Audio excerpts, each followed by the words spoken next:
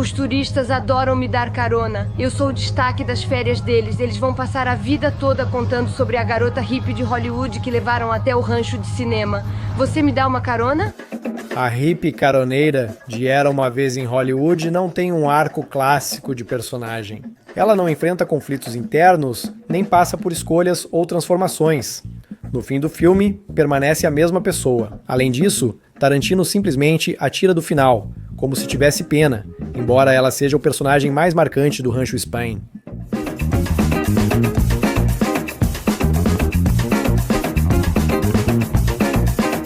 Mas se você começar a analisar o contexto histórico desse personagem, fica surpreso com quantos detalhes documentalmente precisos Quentin Tarantino colocou nessa figura. Na verdade, sem entender o contexto da América dos anos 60, é impossível captar tudo isso completamente de primeira. Quem foram os hippies?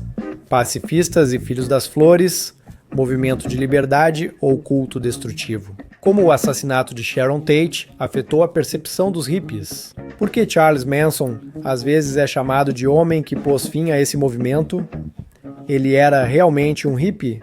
Ou apenas um psicopata louco que não tinha relação com eles? É sobre isso que vamos falar neste vídeo.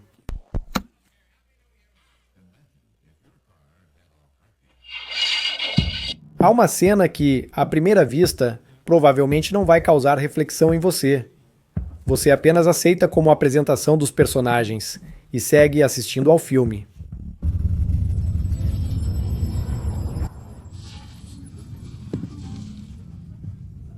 Hippies caminham pela rua cantando alegremente enquanto um cachorro abana o rabo. Depois, vasculham latas de lixo, acham comida e vão embora tranquilos.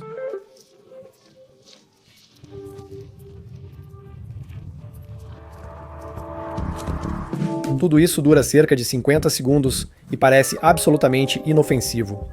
Apenas um grupo de garotas, um pouco estranhas, mas claramente não perigosas. Uma cena comum da época. Mas isso é só à primeira vista. Na verdade, nessa curta cena está codificado muito mais do que parece. Essas garotas representam a subcultura hippie, também conhecida como Filhos das Flores. Eram pessoas que pregavam rejeição da propriedade, pacifismo e paz. O fato de elas estarem revirando latas de lixo também é absolutamente verdadeiro, pois muitos hippies pregavam o chamado freeganismo, um estilo de vida em que se pega comida até mesmo do lixo, como símbolo de protesto contra o consumismo.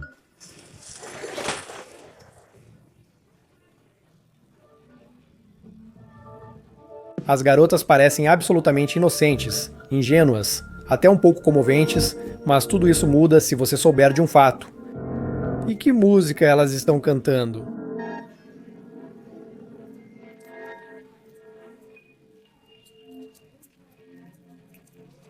Essa música foi composta por Charles Manson, um dos serial killers mais conhecidos dos Estados Unidos da América.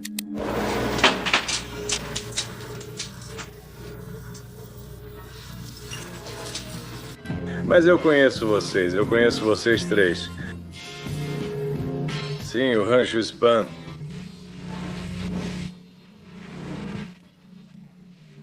Afinal, onde estamos? Estamos na droga de Hollywood. Uma geração inteira cresceu vendo essas pessoas matarem outras.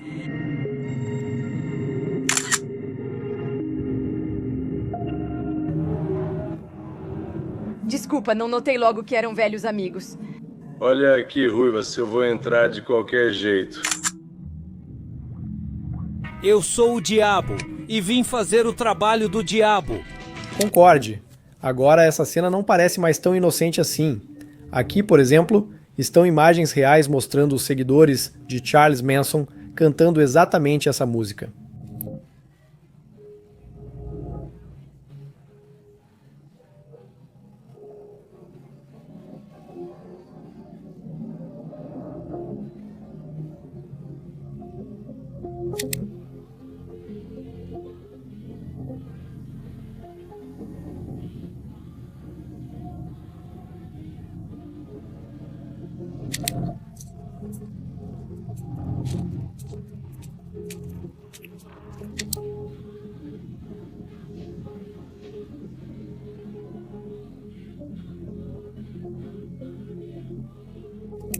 Aliás, até um cachorro está aqui.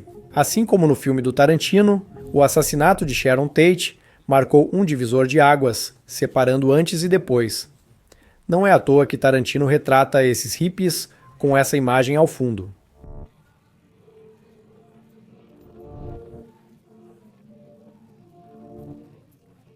O cowboy é o símbolo da velha Hollywood, de seus mitos simples e antigos valores. Esse é o mundo de Rick Dalton e Cliff Booth.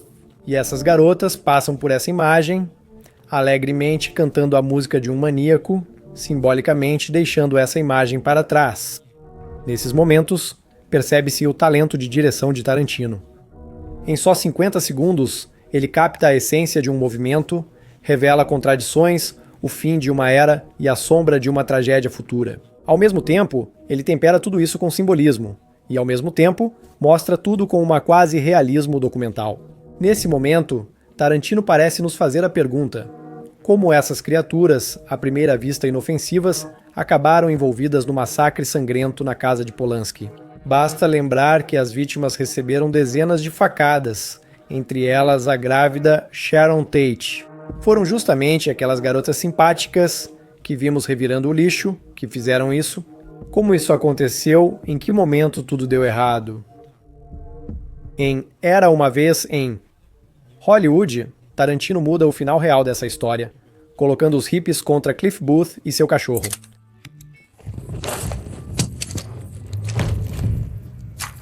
Mas na realidade, tudo terminou de forma completamente diferente.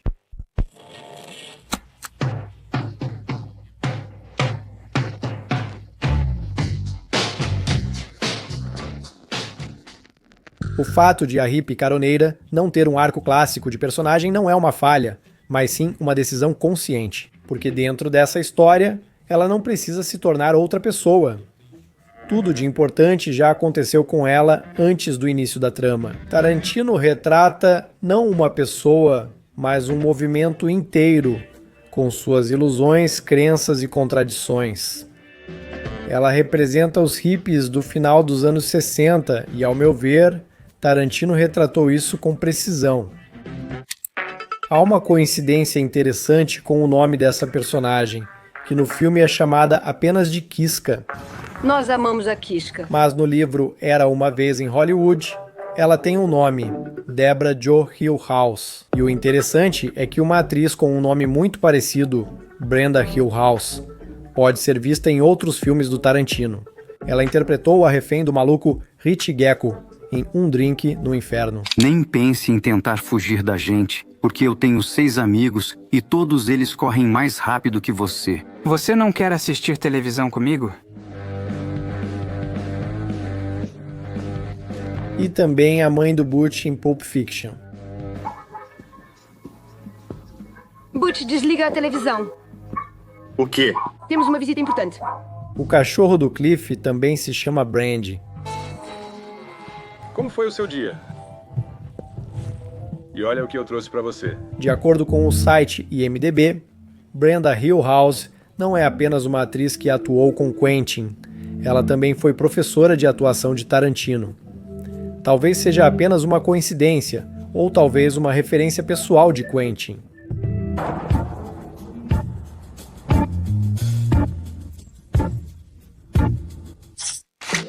Acho que você percebeu que em Era uma Vez em Hollywood a gente ouve o rádio tocando ao fundo pelos alto-falantes do carro com frequência.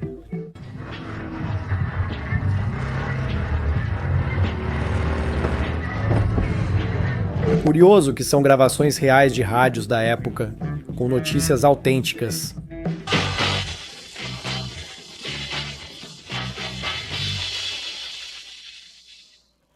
Por exemplo, na cena em que Cliff Booth leva o Rick Dalton bêbado para casa, a gente ouve uma notícia assim: mais de 1000 comunistas vietcongues foram mortos após a retomada dos combates no sul do Vietnã.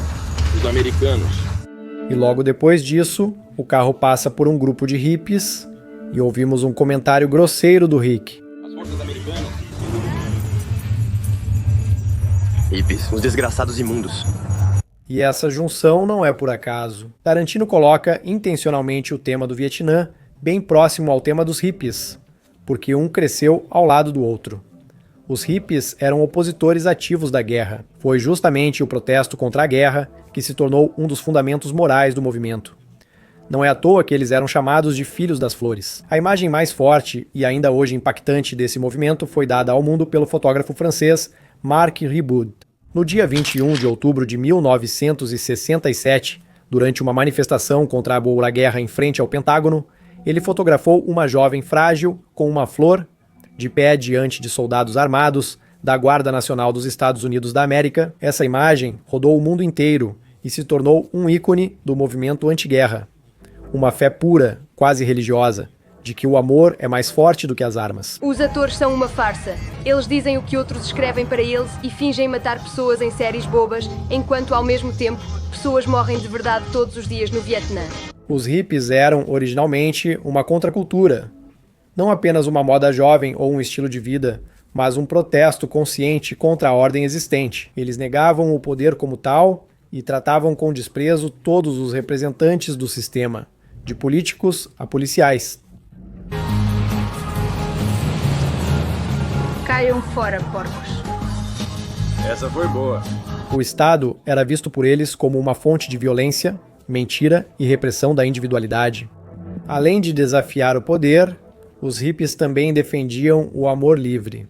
Não é por acaso que ela, quase imediatamente e sem qualquer constrangimento, oferece ao Cliff uma espécie de troca de favores, como se fosse algo absolutamente natural. Quantos anos você tem? O quê? Quantos anos estou perguntando? Bem, no geral. Provavelmente, esse é um comportamento habitual para ela. Em teoria, isso significava rejeitar o ciúme, o casamento e a moral burguesa em favor da sinceridade e da liberdade corporal. O amor e a sexualidade deveriam ser espontâneos, informais e desprovidos de obrigações, como um símbolo da libertação do ser humano das regras impostas. Na prática, porém, isso funcionava de forma diferente. Falaremos sobre isso mais tarde. Aliás, repare nas axilas não depiladas dela. Eu não sou tão jovem. Sou velho demais para ser preso por sedução. O retorno à chamada beleza natural era uma parte importante da ideologia hippie. Acreditava-se que se depilar era uma construção artificial, imposta pela indústria da moda e pela geração de suas mães. Nem todas pararam de se depilar de repente. Muitas garotas hippies mantiveram seus cuidados, mas a tendência existia.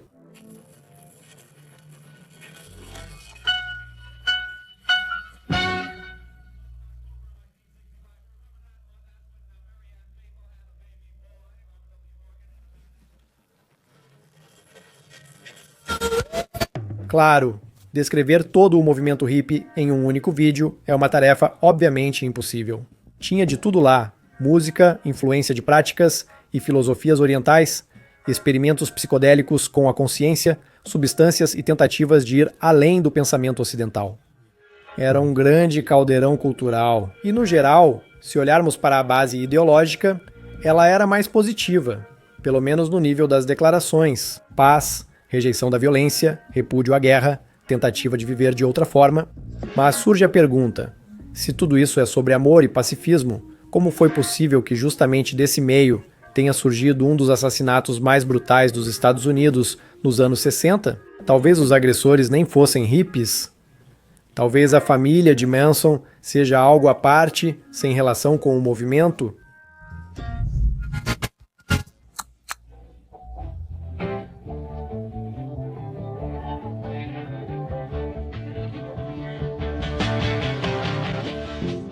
Charles Manson e sua família são muitas vezes vistos como assassinos do movimento hippie, o que faz sentido. Os hippies eram considerados sujos e irritavam muitos. Porra, hippies, filhos da puta imundos. Vocês querem que eu pareça um hippie? Mas a sociedade, em geral, os via como pessoas estranhas, excêntricas, mas basicamente sonhadores inofensivos. Após o assassinato de Sharon Tate e seus amigos, essa ilusão acabou imediatamente. Quando todos os canais de televisão exibiram imagens de jovens de cabelos compridos sorrindo após um massacre brutal, a América ficou realmente chocada. A imagem do rebelde bondoso acabou. Não dava mais para fingir que eram apenas filhos das flores inofensivos. Entrou em ação uma lógica simples. Se algo parece um pato, nada como um pato e grasna como um pato, provavelmente é um pato. Foi exatamente isso que ocorreu com a família de Manson. Pareciam, falavam e viviam como hippies. E depois do que aconteceu na casa de Roman Polanski, ninguém realmente tentou entender quem eles eram de verdade, e a atitude em relação aos hippies mudou radicalmente. As pessoas que antes viviam de forma aberta e tranquila começaram simplesmente a temer por suas vidas. O sentimento de segurança desapareceu. Em Era Uma Vez em Hollywood, há uma cena muito significativa. Sharon Tate dá carona para uma caroneira. Eu só vou até Westwood Beira. Pelo menos até lá não somos exigentes. Entre! Obrigada. Eles conversam amigavelmente, riem, como velhos amigos. Bom, boa viagem. Obrigada. E aproveite bastante. Muito obrigada. Então tá, fique bem. Fique bem. Isso era comum na época. Até agosto de 69, viviam assim, depois não mais. As pessoas começaram a comprar armas, as cercas ficaram mais altas, as portas mais resistentes e a confiança em estranhos desapareceu. Naturalmente, junto com isso, a atitude em relação aos hippies também mudou. Eles deixaram de ser símbolo de liberdade e se tornaram uma ameaça em potencial. Então, podemos realmente chamar a família de Manson de hippies ou era uma seita disfarçada de contracultura? Primeiro, vamos falar sobre o próprio Rancho Spahn, para onde Kiska leva Cliff. Então você e outros amigos como você, todos vocês moram no Rancho Spahn? Sim. Alguns acham que isso era algo único e excepcional. Na verdade, não era. Esse foi apenas um dos muitos focos de vida contracultural que surgiram no final dos anos 60. Insatisfeitos com a cidade, a carreira e a ideia de uma vida normal, dezenas de milhares de hippies no país criaram as comunas, comunidades com regras alternativas. Na maioria das vezes, eram assentamentos rurais, longe das grandes cidades e do governo.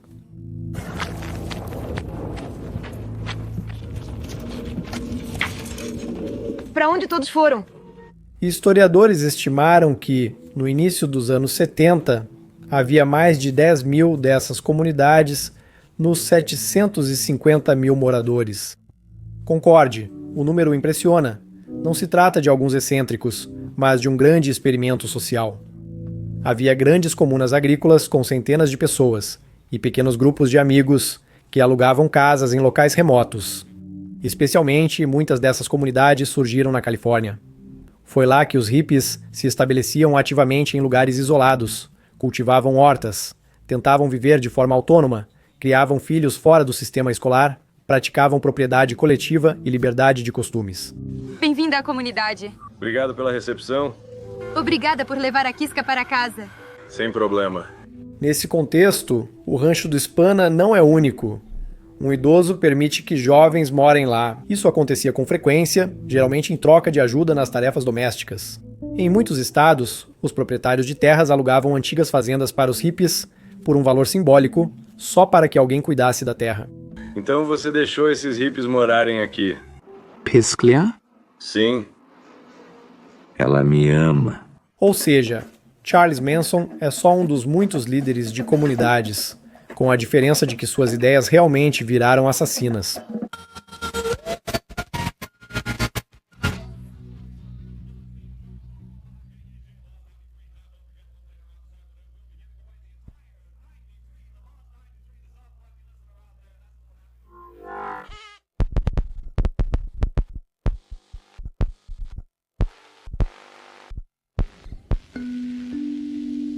E as semelhanças entre o culto de Charles Manson e os hippies não param por aí.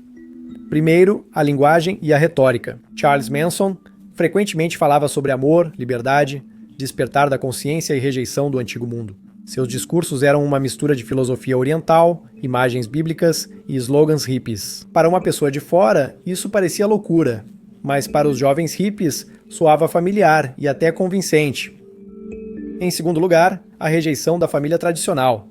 Os hippies negavam o modelo clássico de família como um construto burguês. Manson fazia o mesmo, só que de forma mais radical. Ele propunha uma nova família, onde não havia pais, casamentos ou laços pessoais, existia apenas o coletivo. Não é à toa que sua seita tinha o nome informal de família. Em terceiro lugar, o culto ao afastamento da civilização. Viver em um rancho e a ideia de retorno às origens são temas hippies. Manson não criou isso, apenas seguiu uma tendência já existente. Em quarto lugar, o antissistema e o desprezo pela lei. Os hippies rejeitavam o Estado, a polícia, os tribunais e o exército como instrumentos de violência. Manson só se aproveitou disso, não inventou nada. Em quinto lugar, condenamos categoricamente o uso de substâncias para a expansão da consciência. Para os hippies, as substâncias eram uma forma de sair dos limites do pensamento habitual. Para Charles Manson, eram uma maneira de destruir as barreiras pessoais e aumentar a sugestionabilidade. A diferença era o objetivo, não a forma. Mas, ao contrário da maioria das comunidades, Charles Manson perdeu rapidamente o principal: a liberdade. Enquanto os hippies declaravam a ausência de hierarquias, com Charles Manson surgiu uma rígida vertical de poder. Onde se falava sobre liberdade individual, Charles Manson a substituiu por uma obediência total. Sua família deixou de ser uma comunidade e se transformou em um culto com uma única fonte de verdade. E para entender como isso aconteceu, e principalmente por quê, precisamos voltar novamente ao nosso personagem.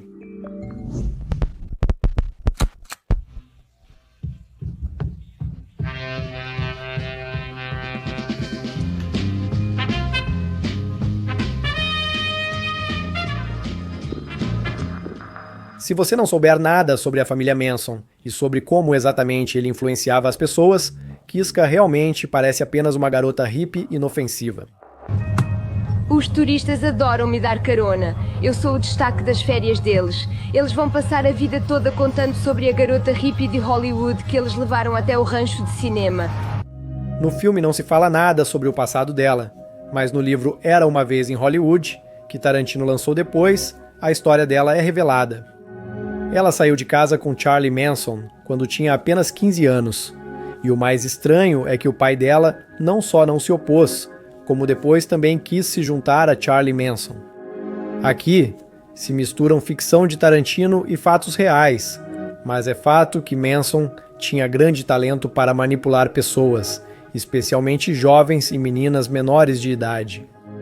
Ele exigia um rompimento total com a família anterior, o abandono do antigo eu, e é por isso que não havia nomes. Com suas ideias insanas, ele controlava totalmente a mente delas.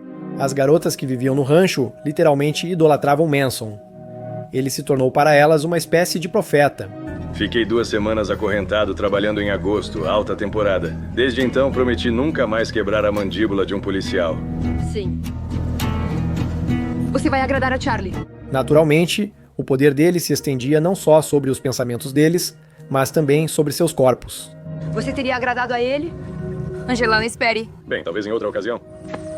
Além disso, ele usava habilidosa e conscientemente as garotas como um recurso para influenciar, seduzir e se infiltrar em ambientes alheios. O exemplo mais ilustrativo e absolutamente real da vida é a história com Dennis Wilson, baterista da banda The Beach Boys. Em 1968, Wilson deu carona para hippies na estrada. Elas pediram para ir à casa dele, onde ele passou a noite com elas. Na manhã seguinte, Manson já estava na porta de casa com seu grupo. Em certo momento, até 10 seguidores de Manson viviam na casa de Wilson. O próprio Charlie também aparecia, tocava música, falava sobre amor e o fim do mundo. Wilson estava fascinado pelo ambiente, pelas pessoas e, claro, pelas garotas. Então percebeu que o próprio Charles Manson não era mentalmente estável.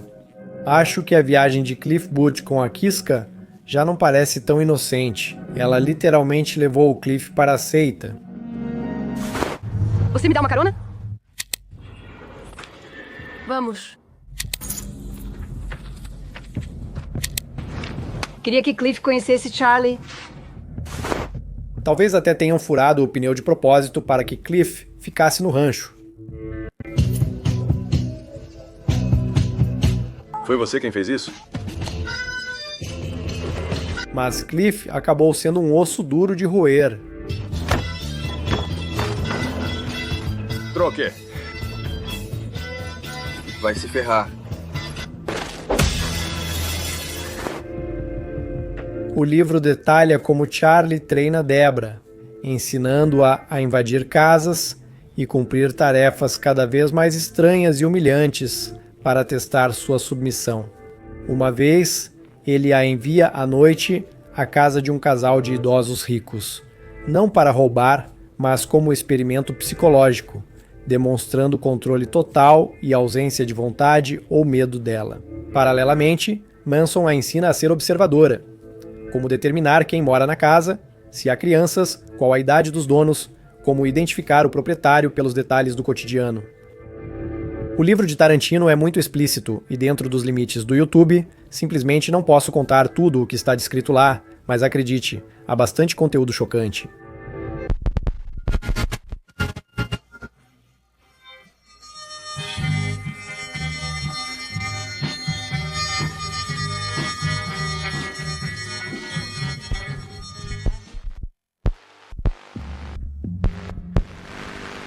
O que pode ser dito afinal?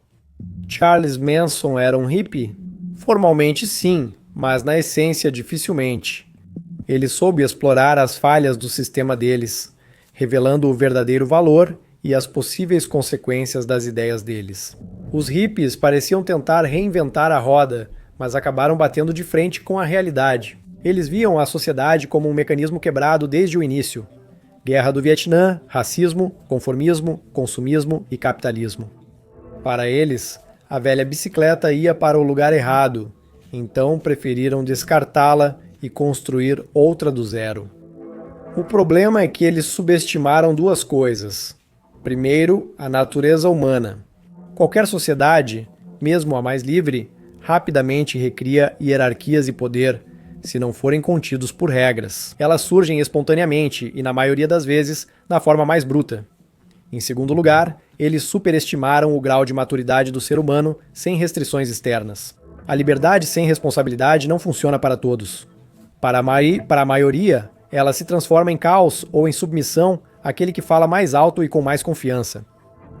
Eles queriam abolir as regras, sem entender que as regras não são apenas um instrumento de opressão, mas também uma proteção contra predadores. Afinal, no fundo, o Estado idealmente é justamente um contrato social, no qual você abre mão de parte da sua liberdade em troca de algo, inclusive proteção. Nesse sentido, o choque deles com a realidade era inevitável, apesar de haver muitos aspectos tanto positivos quanto negativos nisso. Isso é simplesmente utopia, e Débora se torna um exemplo perfeito disso. Uma pessoa que acreditava sinceramente que estava conquistando a liberdade, mas acabou ficando sob controle total.